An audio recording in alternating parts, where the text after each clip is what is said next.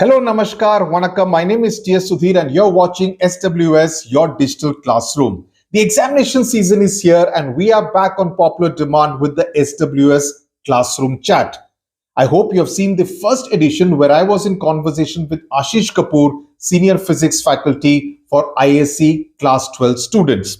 Now, the SWS Classroom Chat, as you are aware, is where I connect with senior teachers and subject experts from different cities of India to help you understand what you should and should not do in the last few days and weeks before your board examinations, right? So, over the next few days, I will be in conversation with educators on different subjects and also pertaining to ISC, ICSE, as well as CBSC.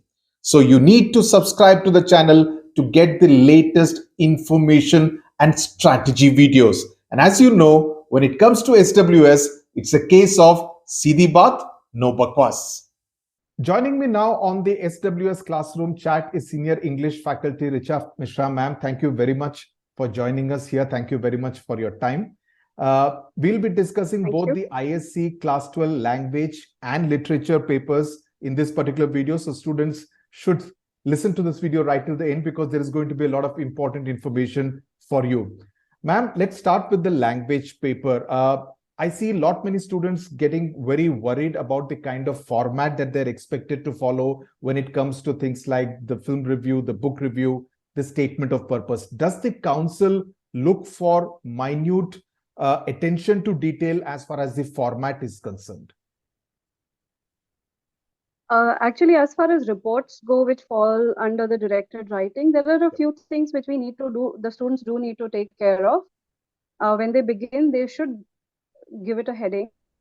And then, especially when we have dated reports or undated reports, there has to be the name of the person who's writing it, as in by a staff correspondent or by a particular student's name. And also they should take care that it should be their own name and not a fictitious one. Okay. Right? After that, basically there are a few hints provided in the question paper. Now the students have to be very careful as to elaborate all the hints that have been given in the question paper. Okay. As far as the sequence of the hints go, it's not very important to maintain the same sequence. But of course, it is better that they do that. In case they forget while they're juggling with the hints, they might forget a few previously given hints. So it's quite okay to juggle, or better still, just keep it in that sequence and keep on picking up one hint at a time and elaborating that hint. Now, elaboration is important, as well as all the hints being taken care of is also very important. Otherwise, they lose marks. The child should not just pick up the hints, put it in a sentence and put it there, but it has to elaborated upon, it has to be explained. Okay. So that is important. Otherwise, marks get deducted. Right. Apart from the mistakes that you pointed out, ma'am, what are the usual mistakes students have made in the language paper in the past, or they have made even during the pre-board examination, which they should try and avoid in the board exam?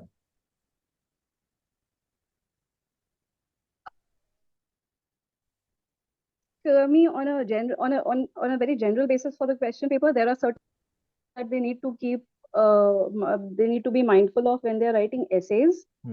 Especially the first thing that they need to again understand is that read the question paper very carefully, because even when they are writing essays, they are part in a question, subparts of a question, and you have to take care of each part of the question, address each part of the question when you're even writing your essay. Secondly, do not plagiarize, because you're penalized. That is just not accepted. Again, one more important thing is sometimes students tend to forget that they are just 17-year-olds or 18-year-olds writing an exam or writing an essay. They tend to portray themselves as a 35-year-old or a 40-year-old person going to an office, which is what the council doesn't want. Okay, it is the students are advised that they write whatever they write as 17-year-old or an 18-year-old student. That is the perspective that they want. Right. Then again, they tend to digress from the topic a lot. So they need to generally, if they can do a mind map for an essay, it'll be good for them, so as to plan out their essay and not to digress much, save time that way. Then moving on to I've already spoken about the reports. Then coming to the proposal. There are some parts to a proposal which have to be incorporated when you're writing a proposal. Right? The first thing is a title that is required as the rephrasing of the question. Proposal to maybe organize a science fair or something like that. So that has to be the title. Then you have to have a heading. You have to have objectives, two points for heading, 2 points for objectives, and 4 list of measures. Okay, 4 measures, the way that you're going to do it. And then you ought to have a concluding line for your proposal. So these parts have to be there for a proposal. Then when we come down to the comprehension passage, students should definitely do their Prezi in a grid and not exceed the word limit. Because anything beyond 100 words is just not accepted. So then if they're writing more, they might lose a point there. So it's better to adhere to the limit again. So 99 words is okay, but not beyond 100. Okay. So that are a few things that they should be wary of when you're doing. So a 99 or 101 may just get accepted, but not too much. Nothing beyond 100. Nothing beyond 100. Okay, fine. A couple of points taking from what you just now said. Composition, for instance, in class 10, there are students who are pretty good. They're used to writing a 300 to 350. But when it comes to a 450, suddenly they're getting jittery. So someone who was doing pretty well in class 10 is not able to kind of replicate his or her form in class 12. Where do you think things are going wrong? Basically, the treatment of the question, as in when they have a descriptive, they need to again understand when they're doing a descriptive, they need to bring in all the 5 senses. So the moment you bring in that imagery or the senses that we talk about, the visual, the auditory, etc. So all the senses that will be, that can come into play in that given topic. So when they start doing it from that point of view, they will automatically reach that word limit. There should be no problem doing that. Even when they are doing argumentative. Again, for argumentative, I would really want to bring out this point that they should definitely state their stand before they begin the essay, right in the beginning, as well as reiterate their stand at the end, before, just the concluding line. So there has to be 2 statements of their stand. And never in the essay should they contradict their stand. Because the moment they contradict themselves, they will be penalized very heavily. They should never kind of state both points of view. This is there, but despite, that's not required. So they need to be. That is also true. They should be this side of the fence or that side of the fence. Yes, exactly. That is what we call, they should not be sitting on the fence. Absolutely. So that is very, very important. And so here again, they pick up arguments and they take up each argument in a paragraph. So if they take 3 or 4 arguments along with the introduction and the conclusion, they will very easily reach 400 words. That shouldn't be a problem. Right. Okay. Comprehension again. While the comprehension questions can be tackled, this whole summary thing can be. Now, what is the right way to do it? They make a rough grade, they write the answer, and there it may go to say, let's say 110 words or something, and then try to shorten it. Is that the best way to approach the summary? Yes. Actually, the question paper makes it quite a bit easy for the students, because they also specify the paragraphs from which the points are to be taken. So they need to be very mindful of that, because we've seen in the past that students, in spite of the paragraph numbers being mentioned, they will take points from before and after. So first thing, be mindful of what the question gives you, understand what the question is asking, then definitely drop the main points first. Okay, because you are required to provide 8 points. Okay, main points, write down 8 very short in phrases, not complete sentences, but phrases. Just pick up. What they should also see is to avoid repetition of ideas there when they're writing the main points, because that serves no purpose. Right. Once they've got their main points, they should definitely do a rough grid. Because rough grid gives you, because there you will be, putting your phrases into complete sentences, and there you may exceed the 100 word limit. So that will allow you, either you fall short so you can extend it a bit, Yes. Or if you are exceeding, you will cut it down a bit. So Right. the final grid that you get is finally a neat and clean and a correct one. Correct one. So So that is this what they rough need grid to, should be yeah. made on a separate rough page, maybe the last page, or should it be part of the No, main answer itself? it can be a part of the main answer. Right after they've written the answers for the questions, they can do the main head, put a heading, main points, write down the main points on a separate sheet. I mean, the next sheet, do a rough grid, which may go to around 120, and then sorry, 110. Don't Yeah. exceed much. Yeah. And then on a separate new page, they do a fair grid. Okay. So that should take care of it. And the regular mistakes, the grammatical mistakes that they should avoid, be careful about the punctuation, the capitalization, and also changing whatever direct speech there is in the passage to indirect speech. Yes. Because all of it will be marked as errors then. Errors. Okay. And the rest of it, of course, is grammar, which is like, I mean, they're expected to practice the transformation and the phrasal verbs, etc. Let's move to literature. Literature, of course, this time has 4 different kinds of questions which are going to be asked. You have the MCQs, you have the reasoning questions, give reasons. Reasoning questions. Yeah, and then you have the 5 marks and the 10 marks questions.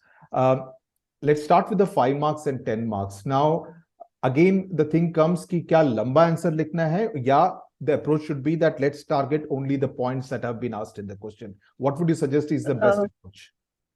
I suggest that you write absolutely to the point, because the questions will be very specific and you need to answer absolutely to the point, because even if you write 2 pages for a 5-mark answer, unless and until the points that are required for the question are there, you will not be awarded marks.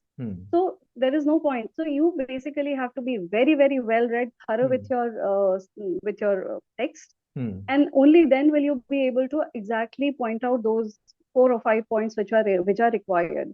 Okay. So that is how it is for the 5 mark. Going on to the 10-mark question, they too will be in part textual and in part analytical. Even if it is analytical, you will have to support your analysis with textual references, citing the text, right? So again, being thorough with the text comes into play. So it is always, basically you first need to be very thorough and stick to the points that are given. Wherever it asks for your opinion, definitely mention your opinion and why you have formed that opinion based on the text. So length does not matter at all. What you need to present is a good, well thought out answer. No, so for instance, if it's a 10-mark question, ma'am, so is a student expected to give something like 6 to 7 to 8 points in terms of, so that the student is mentally prepared that 10 marks will need this many points to be put into the answer?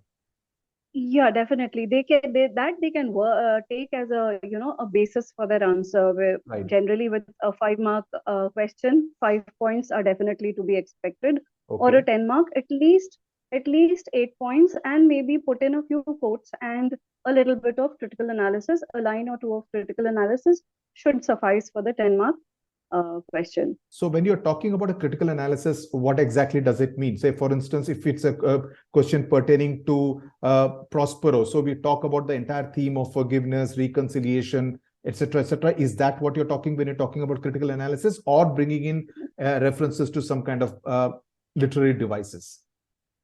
That critical analysis could be anything as to what your perception of the entire thing has been. If in this case, if you mention Prospero, then when we talk of Prospero, we definitely will relate him, because he is somebody who is bringing in that theme of revenge and then reconciliation, forgiveness, etc. Yeah. Right. Then as a critical analysis, there you could also bring that likeness, or that the critics have claimed there is with Shakespeare's life, or his bowing out of the theater world. So those few, even as you speak of the figures of speech and so poetic devices, they also form a part of the critical analysis. So anything pertaining to that could be considered. It is how the child has understood the text or the character.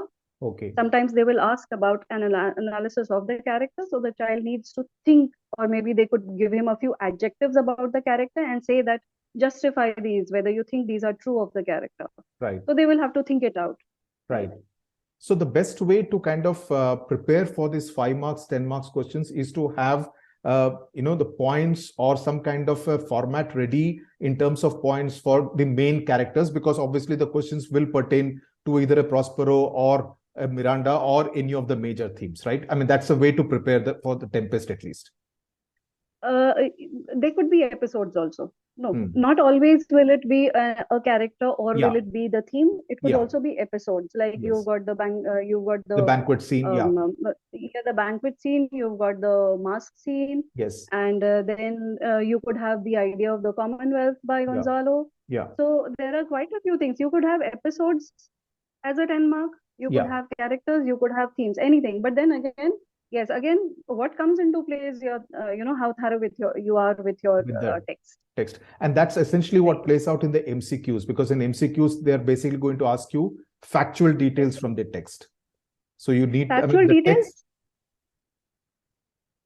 Yeah, actually, also what happens is sometimes two answers may seem to be true. What also the student needs to understand is they have to choose the answer which is closest to the question. There could be two correct answers, but what pertains very closely, the most closely to the question should be marked as the correct answer. Right. And so there could be a few. Yeah. So, and in the because answers, it has to be just about one sentence. You're not expected to write anything longer than that. No, one sentence or two sentences will suffice, not more than that. So now we are less than a month from the start of the examination. Of course, students of class 12 also have the pressure of, irrespective of whether they are humanities, commerce, or science students, of other subjects. What should their approach to English language and literature really be? What would you suggest? What should be their study strategy? See, as first, I'll begin with literature first, because they find it very daunting. I do, but there is nothing to worry about as far as literature is concerned, because what you just need to do even from today is that you will need to just reread your text. Keep on reading them till till the final day. That is what that you need to do, because the more you read it, the better your understanding of the text will be, which will help you answering the questions. As far as language goes, they need to first manage time, because what we've seen now after post-COVID is that since students are out of practice of writing, they seem to they are unable to complete the question paper, and they think it is long, though it's a very standard kind of a question paper all the time, even in schools. So they need to manage time. They need to allot time, specific time to each question, and practice. So maybe if they don't practice an entire question paper in one go, if they pick up one part as a practice and then assign time and then stick to that time while they are practicing, so that will help them, make up speed. And then they will not basically run short of time when they are actually writing the exam. That is important for them. And plus, again, reading a little extra, which will improve their vocabulary. And just take care of a few minor things, as to not write very long sentences. Keep it simple. The best way is to keep it simple in the language paper. Absolutely. I mean, the shorter the sentences, the less chances of the tenses going haywire. Absolutely. Thank you very much, ma'am, for your tips. I'm sure the students are going to find this extremely beneficial. Thank you very much for your time. Thank you. Thank you.